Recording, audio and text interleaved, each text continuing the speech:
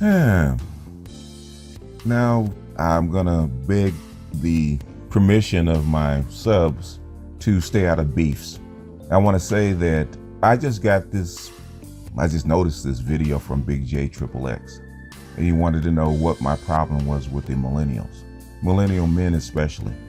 And I thought that it was a fair question.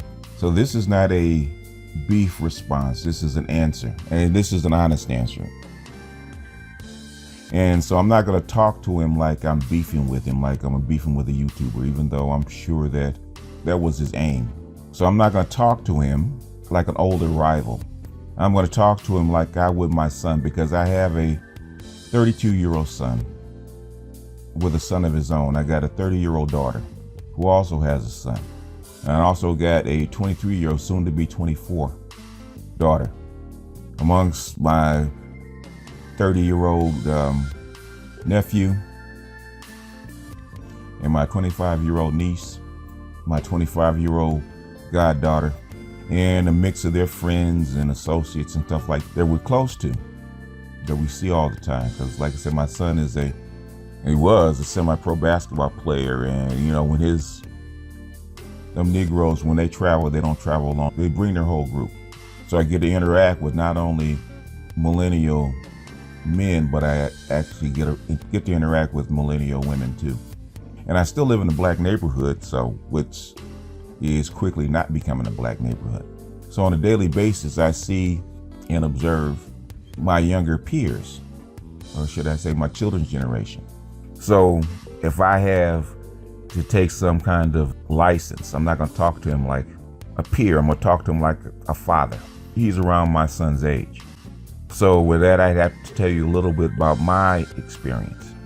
It's partially raised by my grandmother, my beloved grandmother, who lived to be to the age of 96. She was born in 1910, over 100 years ago.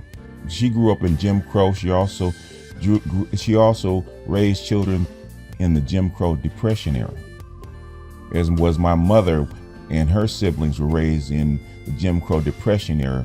They were raised without running water and a toilet.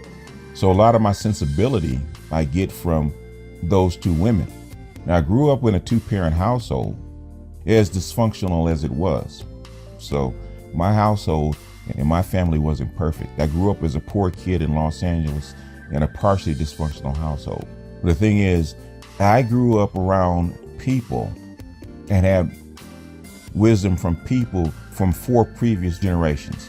My grandmother's generation, my mother's generation, which is World War II, my generation, which is my peers, and my brother's generation, because he's a Gen Xer. So I was able to observe how men operated in 4 generations before the millennials. Even my godson, who is now 40, in his 40s, who is a Gen Xer, I was able to counsel him. He's like 11 years younger than me. Actually, a little bit, yeah. He's about 10, 11 years younger than me. So I've been able to not only see what older men or older mature men look like, but also how men develop and what markers they hit in their stages of maturity. So it's not that I have a problem with millennials. I think it's more like millennials really have a problem with everybody else, millennial men especially. Millennial women are not, they are on something, but it's not at the stage that millennial men are. And it took me a long time to kind of figure out what it was. Because as raising millennial men and being around my peers who are also raising millennial children, especially millennial boys, we kept asking the question because y'all wasn't hitting the markers, the maturity markers that every other generation had hit. You were expected to see a certain amount of maturity at 12, at 15, at 18, at 21, at 30. So as you guys were growing up as boys, we kept saying, okay, they're a little behind as far as maturity, but you know what, they'll catch up. When you're 5 or 6 and we're taking you to school, back and forth to school, and your sisters, the women are actually pushing ahead of you and are more mature. Say, well, boys mature later. they'll catch up. And then when they get to 12 years old, they said, okay, this is when boys start to mature. They're 12 years old. They end of puberty. They start growing. They start interacting with little girls, and them interacting with little girls will make them mature. And when it didn't happen, they said, okay, by the time they get to high school, because they're 11, 12, 13 years old, by the time they get to high school, we're going to see this big jump, this change, this big jump. Because I remember all the generations that I knew of, my mother's generation, my grandmother's generation, because they didn't have cars, all right? They had horses and whatnot. They didn't have cars. My mother generation, when you had the ability to get a car, a vehicle, and get your independence, it's like we snatched it. I mean, we couldn't, we're chomping at the bit. 13, 14 years old, we're chomping at the bit to get our independence, do things for ourselves, get away from mommy and daddy. So at 15, 16 years old, the girls are already, chomping at the bit to get the driver's license, get out and get independence, get to get with their girls and on the street, where the boys is like, okay, 15, you should have been on my ass about driving. 16 years old, I'm trying to force you to drive, and you're resistant. It's like, okay, what's wrong with this picture? How come you don't care about being independent? How come you don't care about branching out on your own? Because at 12 years old, I was trying to figure out how to branch out on my own.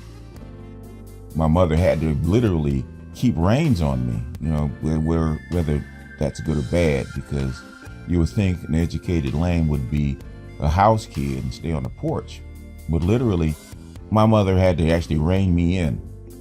So 15, 16, I was chomping at the bit. And they didn't want me to drive because I'm 16 years old. I'm already out there, and they're afraid that if I get independence, that they won't be able to contain me. But I don't see that same kind of, I didn't see that same kind of spirit in my son, and not only just my son, his peers, because I was talking to my, the other parents that, that are around my age that had kids that were my age. And it's like, you start to get the feeling that this is starting to be like normal for the 17, 18 years old boys, especially. It's like, there's no, and I think Valdez said it, there's no male aggression, or there's no, I think aggression is not the word for it. I think there's no male passion. It's like the millennial boys are just too easygoing. It's like whatever happened, and as long as mommy and daddy were around, I'm not going to worry about it. And since we lived in such a permissive society, that kind of took hold. And I think since they allowed the women to come in and kind of run the society more than the men, whereas the men were actually training boys to be independent, being independent men, especially by the time they got, 16, 17, 18 years old, they were supposed to be already independent and ready to be pushed out of the nest. Whether you pushed them out or not, it's a different story, but they should have been prepared to be pushed out of the nest, and they weren't. And then the women intervened, says, no, they're not ready to actually go out on their own. It's too hard out there. We're going to keep them in a while. So they got to be 22 and 23 and 24 and 25. Now, to be fair, some kids did get out on their own and did very well and were independent, but unfortunately it wasn't the norm. At least as far as I can see, it wasn't the norm. And I think a lot of the boomer parents saw that there was something wrong. And so collectively, we all went back to see exactly what happened. What did we give them? How did we do things that were right and wrong? Because we gave this generation, that, the millennials, way more than anybody else got. Way more. Because I talked to my gardener who, he died a couple years ago, but he died at 100 years old, and we'd have extensive talks about kids and how kids were raised and how he was raised. And nobody could figure out exactly what happened to millennial men that weren't hitting these markers. And then we said, okay, maybe they'll have an extended childhood because they're in their you guys were in your 20s. You guys were, 21, 22, up to 25. And it's like, okay, it should have kicked in already. It should have kicked in at 16, but now it's 25 and hasn't kicked in yet. And we're praying because as a fully developed man, you should be a fully developed man at 30. 30 is the telltale age of when you should be a fully developed man. And the reason is because your effective range for a man is between 15 and 45. Those are what we call quickly call them those your arms bearing years, where you are physically able to do certain things between 15 and 45. Before 15, you're way too young. You're not mature enough. 15, you're just coming into where the effective range where your body's mature enough to where you can actually affect your surroundings, affect your world. 45, you're still young enough to actually do it physically. Now, mentally, you're way more mature. You're more than fully mature at 45. But physically, your strength and what's left of your youth starts to wane. So basically, 42, you're basically on the other side of the mountain. Okay, at 42, you're definitely on the other side of the mountain. And you're cresting downhill, so your effectiveness will actually start to wane physically after 45. So your most effective 30 years of your life are between 15 and 45. So by the time you get to 30, which is your midpoint, which is your physical midpoint, you should be, physically at the top of your game at 30 as a man. And you should have enough maturity through your 20s to be a fully formed man at 30. And that is the marker that the Generation X, your boomers and everybody else is looking for. What kind of men are we getting at 30? Are we getting the lost boys, or are we getting the solid, calm, mature man that can handle himself, that knows what he wants, knows how to get it? And at 30, you shouldn't need a whole lot of teaching. You shouldn't need a whole lot of advice. All you should need at 30 is a few tweaks, just a few tweaks. There shouldn't be a major overhaul.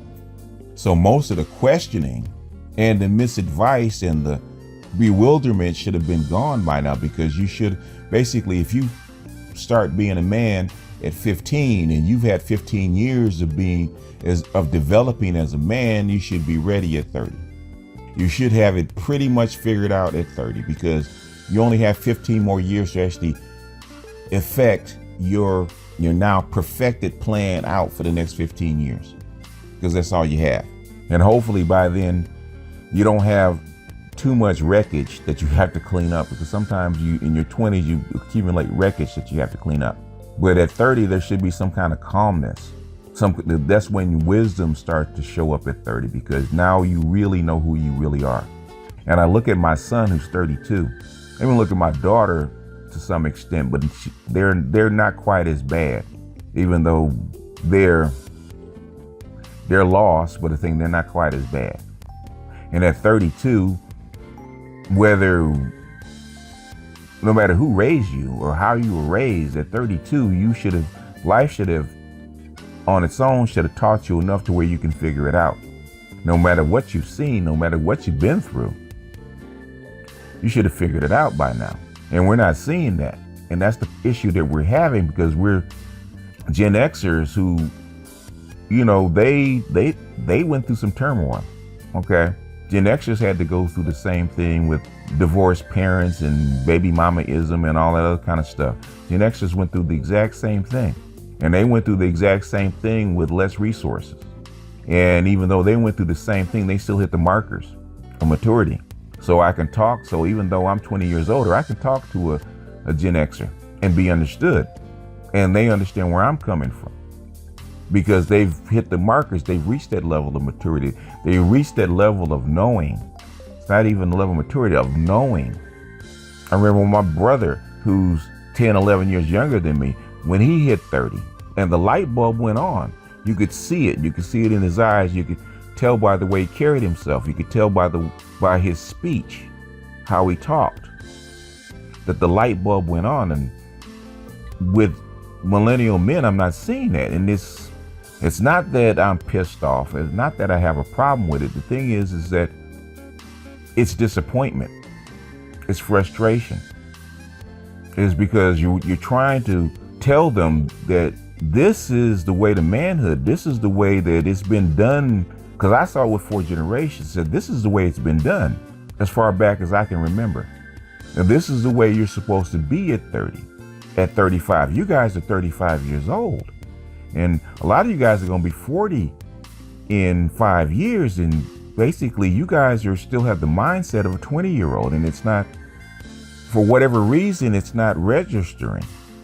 So we have a lot of, I would say, older men that are they're scratching their heads trying to figure it out. Like, what is it going to take? Because no group of people wants to lose a whole generation. No group of people want to lose a whole generation. We thought we were going to lose Generation X, but they kind of steered the car back onto the street. You know, they avoided the cliff.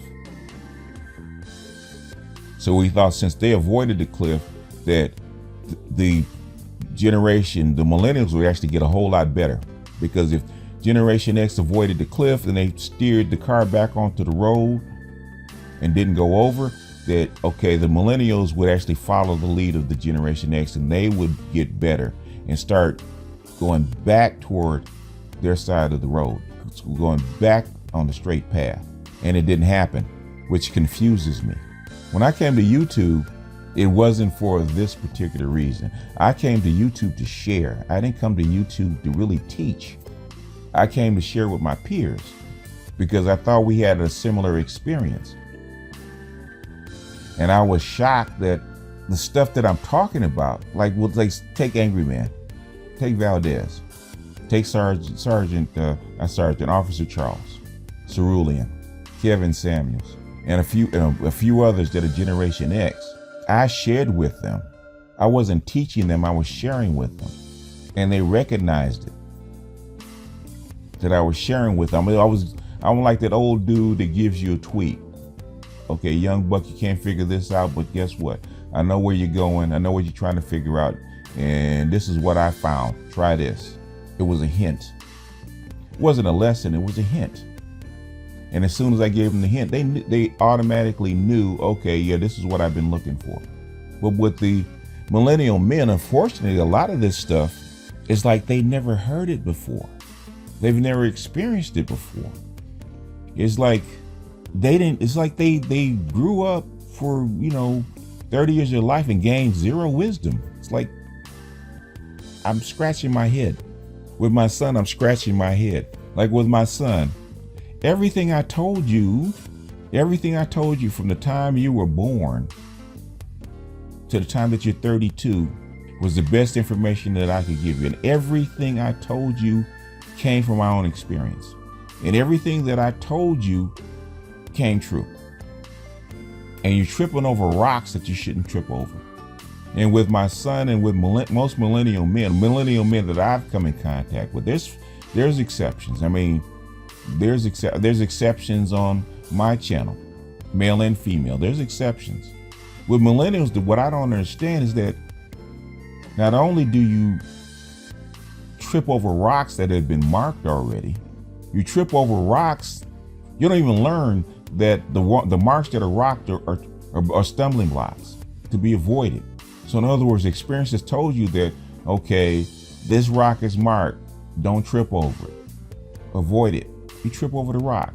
And then you keep tripping over the same rocks. It's like, at what point does wisdom kick in and say, look, I'm going to stop tripping over the same rock. I'm going to sit down, I'm going to listen, and I'm going to learn so I can make my path smoother. But you don't, which is baffling to me and baffling to others. At what point do you learn the lessons of life?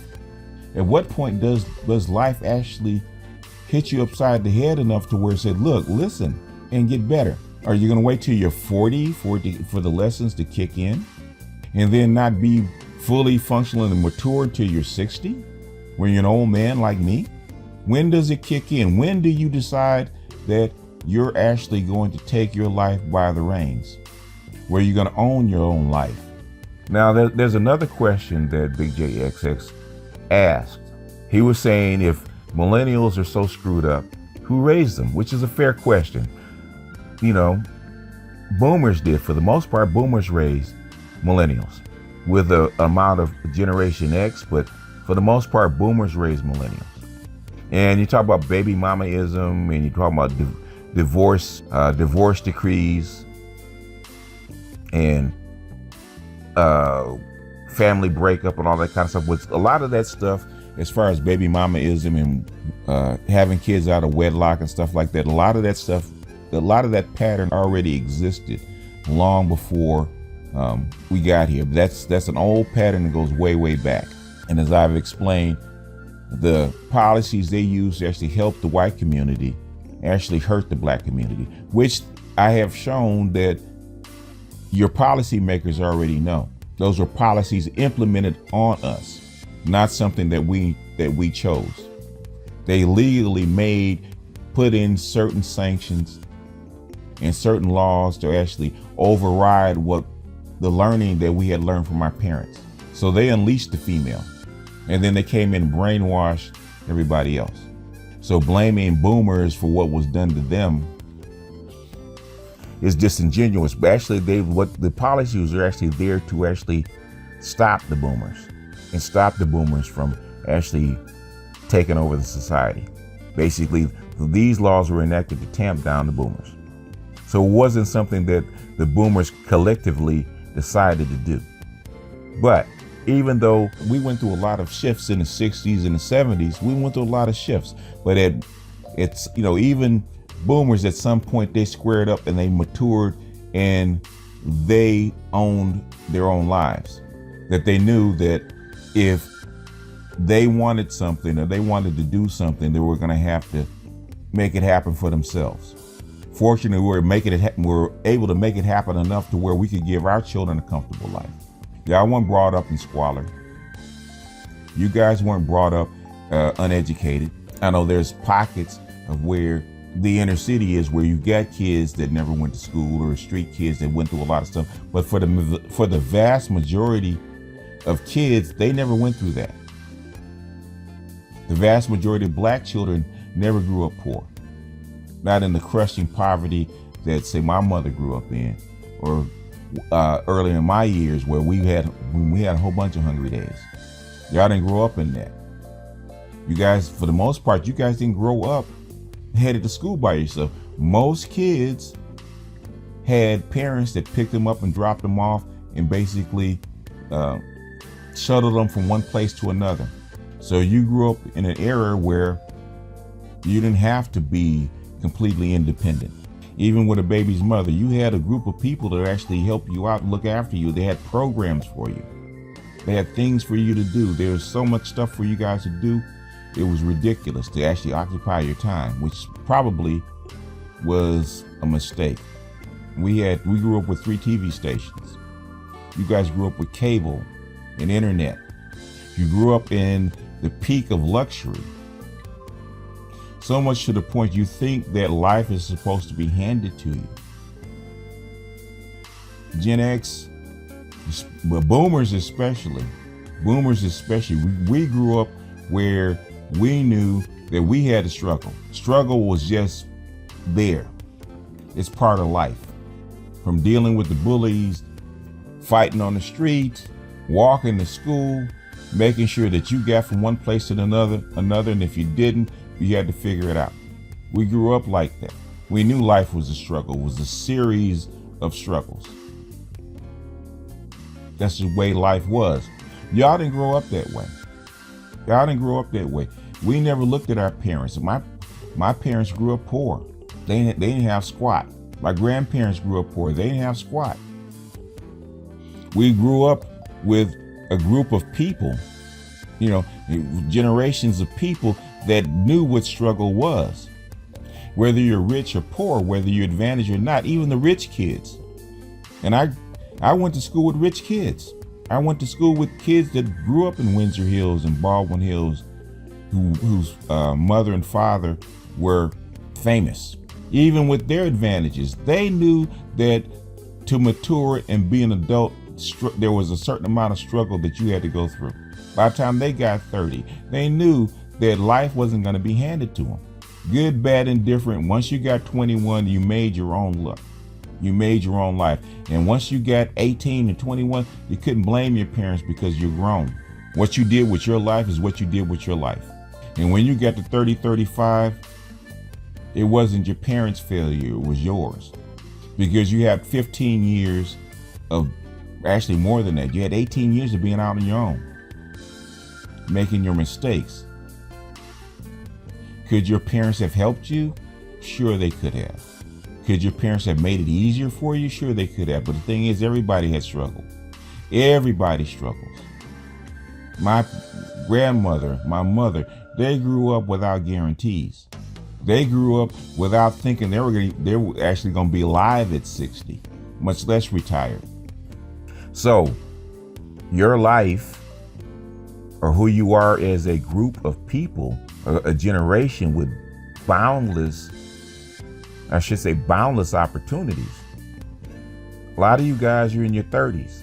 You've had, from the time that you were emancipated, basically at 18 years old, you've had 12, 13, 14, 15 years of being out on your own. What did you do with it? Where are you? I'm not saying that you have to be a billionaire. I'm not saying that you have to be a millionaire. Where are you, and how come you haven't made a life that you're content with?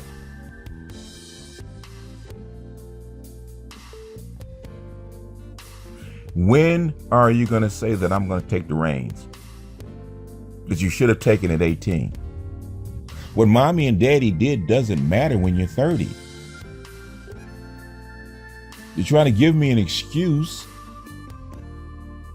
that I didn't have. When I got 21, what mommy and daddy didn't make a goddamn bit of difference. You're a goddamn man.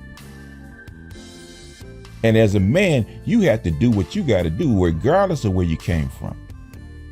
I'm going to tell you a quick question, because this might be a long ramble, probably too long. My gardener, who, we help him celebrate his 100th birthday, he told me about what it was like when he was born. And he told me that, I guess his father had died. I think his father died. And it was him and his mother. And his mother, if you're in the South, as he was, and I think he was came from Mississippi. He was Geechee. But he came from Mississippi. He said at 11 years old, his mother got a new man. And that man did not want him around. So at 11 years old, his mother put him out at 11. And that's not uncommon, because Larry Elder told the similar story about his father being put out at 13.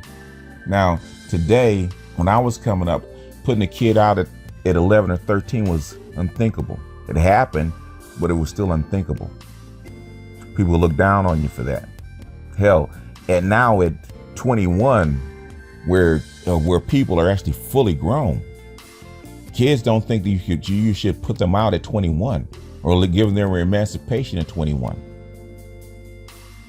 So a lot of what you guys think is harsh, or think that you didn't get, boggles my mind, because I look back on how I raised my children and what my children got, and the education that we try to put in them, and the advantages that we try to get, because the stories that I heard from my grandmother and my mother and the stuff that I went through, I try to prevent my kids from going through the same thing. Was it every child? No. Were there kids that were actually abandoned at 12 and 13? Yes. But they were far and few in between, and those were horror stories. When my gardener grew up, that was common to put a kid out at 13. Common. It was common for a boy to be put out at 16 when I came up. Couldn't get along with your mom and dad, you got emancipated at 16, you had to go to work. 16 was not uncommon for a 16-year-old to be emancipated and have to get out there and grind for himself. And by the time you get 30, you should have reached your balance. My gardener, by the time he was in his 20s, he had already reached his balance. He was 30. By the time he was 30, he was starting to be prosperous. By the time my brother had to start grinding at 18. He didn't have a choice. At 18, he had to have a car. He had to have a full-time job. He had to make ends meet. So by the time he was fully matured at 30, he had already been through it. Even though he didn't have children, he never got married, never had children, but he'd already been through it by the time he got 30.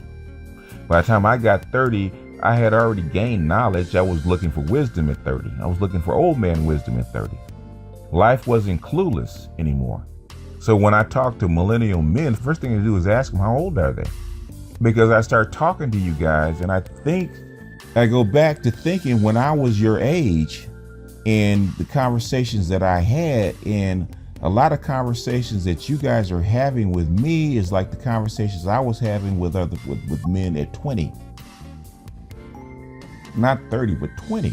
I remember I was at work a few years back, and a friend of mine, close friend of mine, this dude had 5 kids. I had 3, he had 5. He had 1 girl, he had 6. He had 5 boys and 1 girl. He started having kids when he was like 18 years old. He had 5 boys and 1 girl. He had been married twice. And I asked him, we were talking about our boys especially. And one thing he said to me that still sticks with me to this day. He said, you can't grade them on the same scale that we were on, because they're on something different. And I knew he was right, but I kind of blew him off because I said, man, that's bullshit. Men are men, and they all have to develop at the same time, at the same speed that everybody else did, because everybody else before them developed at a certain rate, at a certain speed. But humbly, I have to say he was correct, because I'm talking 10 years later, well, hell, more than that, 15 years later, dude was right. So my problem, the issue that I have, is not that I'm upset or mad with millennials or I'm overly frustrated. I'm disappointed in their maturity. I'm disappointed that society, American society especially, didn't do a better job. I'm saddened that we're probably going to lose a generation that just won't be able to cut it. I'm not talking about all of them, but the vast majority. Saddened that a lot of what was told to me, that this generation was going to go down as a failure of the boomers. And the boomers are going to have to take the L and move on. The boomers are going to have to take the L for the millennials and move on. We lost that one. We fucked them up. And at you guys' ages, there's not much we can tell you or do for you. You're going to have to do it for yourself. And I said to my daughter, who's 30, who's not quite as clueless. She's on some other shit, but she's not clueless.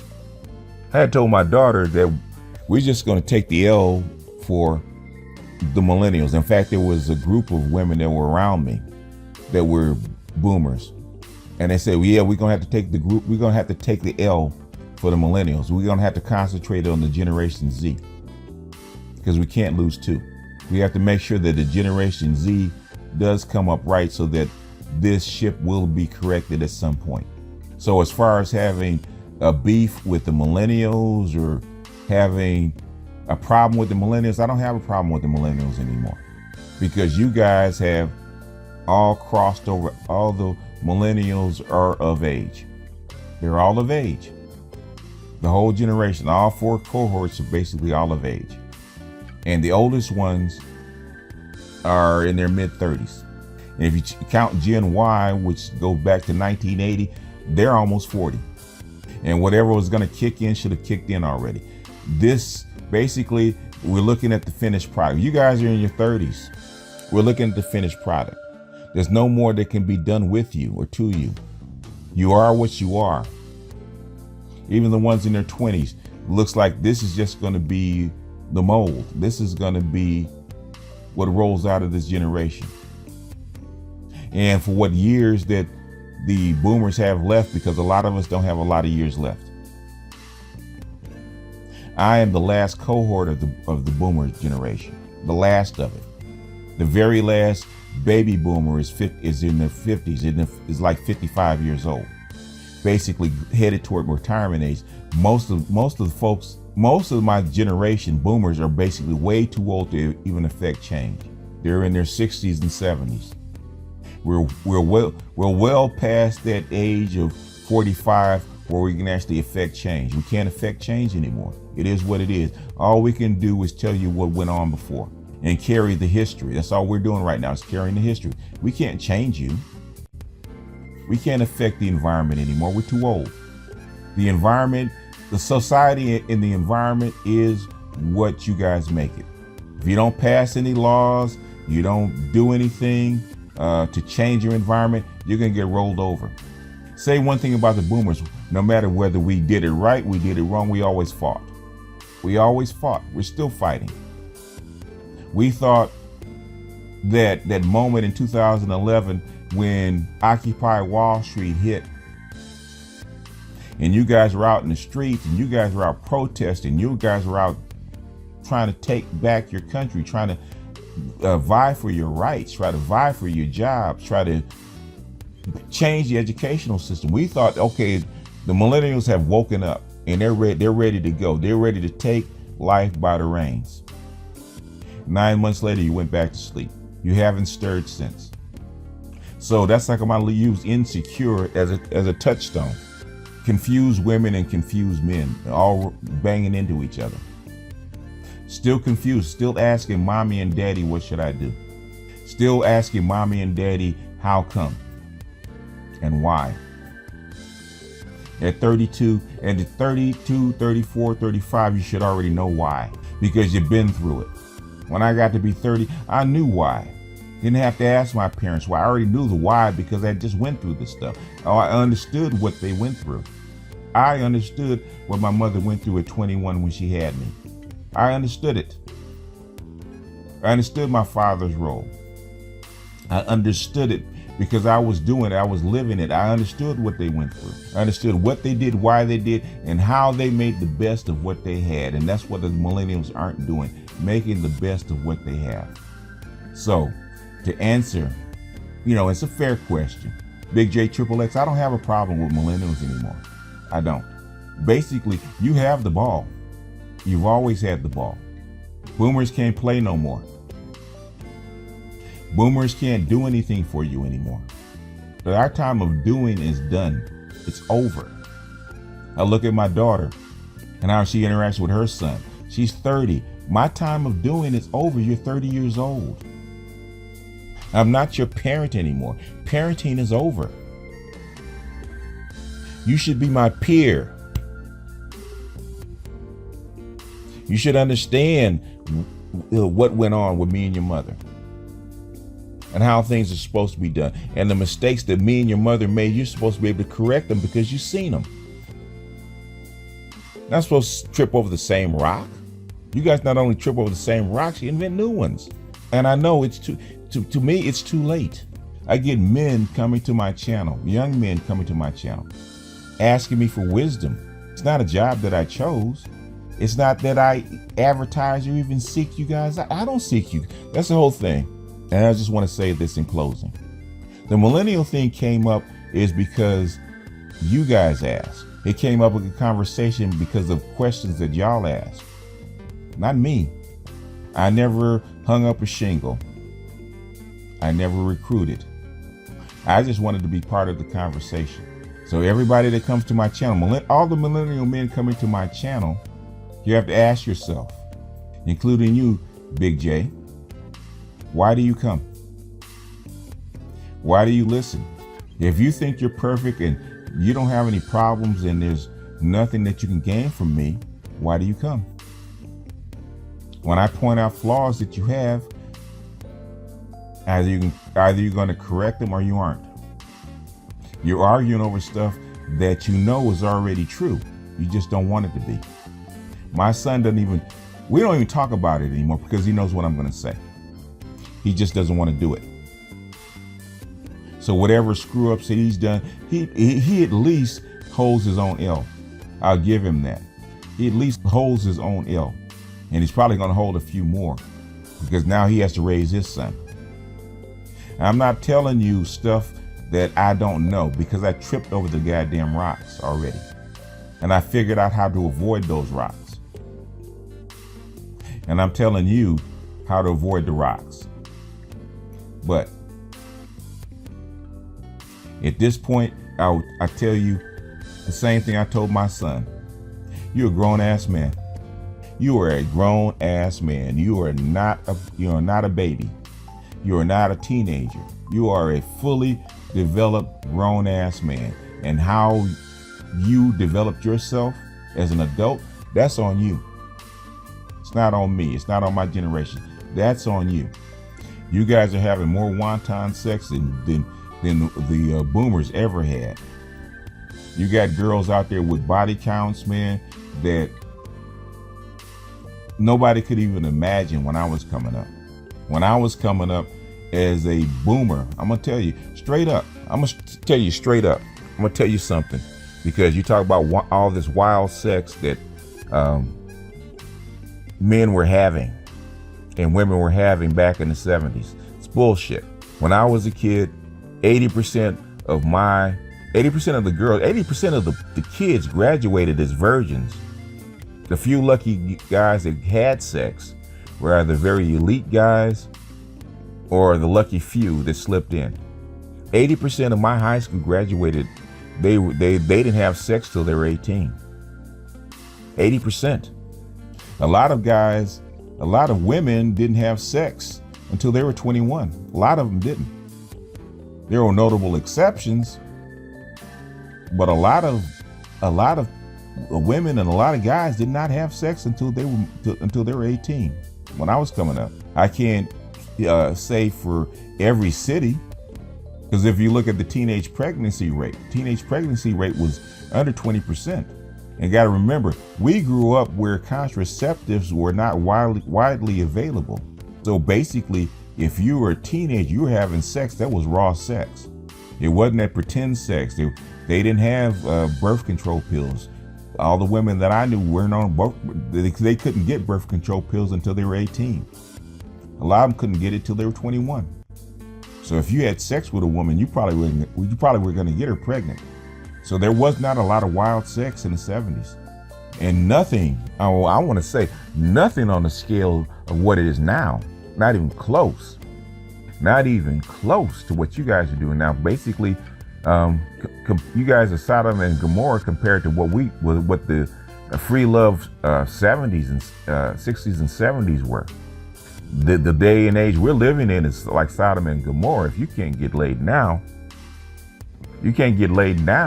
in the the 21st century, basically there's something going on with you. So a lot of what you think went on in the 60s and 70s, it is a far exaggeration. It might have been shocking to the World War II generations, where they married their high school sweetheart and may not have had another man or woman the rest of their life. They might have one or two partners in their whole life. My mother had two partners her whole entire life. Her whole entire life. Me as a boomer, if you had, like Ron Will said, if you had 10, you were lucky. If you had 10 partners through your whole entire life, you were lucky. I was luckier than most. A lot of guys that I knew, man, they had, they married their high school girlfriend or their college sweetheart. So they may have 4 or 5 women before they got married, and basically that was it. It wasn't what you think it was. America was not prosperous the whole time. If you look at your history, there's such a thing called the Great Depression, where people literally starved to death. And in the 50s and 60s, we were just coming out of the Great Depression and rebuilding the United States. And the shocks that you're going through, we went through those shocks in the 70s. We went through those shocks in the 80s. We went through those shocks in the 90s. It wasn't an even thing. What you're going through as far as the financial system is normal. Society's economies do crash. They've crashed before. And 99% of the time, the regular folks have nothing to do with that. That's stuff that's well out of our hands. But anyway, I think I've rambled long enough. Might have to do a part 2. I'm just going to close with this. I'm going to repeat. I don't have a problem with the millennials. Never had a problem with the millennials. I was disappointed by them, especially by the male millennials, especially the ones in their 30s. But I no longer am. You are who you are. And if you're happy being with who and what you are and how you're living your life, you know what? I salute you. You're going to have to make the best of what you have. And as far as blaming stuff on us, you know what? A lot of my peers are already dead. And more dying every day. And at this point, I'm going to be 60 in a minute. And what you have to say about me and us, or my generation, at this point, who gives a shit? Which is probably why most people say blame everything on us. That's why I actually talked about the 2 letters. Blame everything on us. You've already done that. Society has done that. But blaming everything on us is not going to get you out of the fix that you're in. At some point, you're going to have to get the shovel and start digging. The sooner the better. I've already lived my youth. In fact, I've already lived part of my old age. At this point, if it ends, it ends. You guys are young. Y'all still got 30 more years to live through this bullshit. So if I were you, I'd stop worrying about boomers and I start worrying about you. Boomers are already done. So blaming us for shit is not going to help you. It's not going to help you. Even if you killed off every last one of us, it's still not going to help you. But you don't see that yet. But trust and believe it is coming, and you will.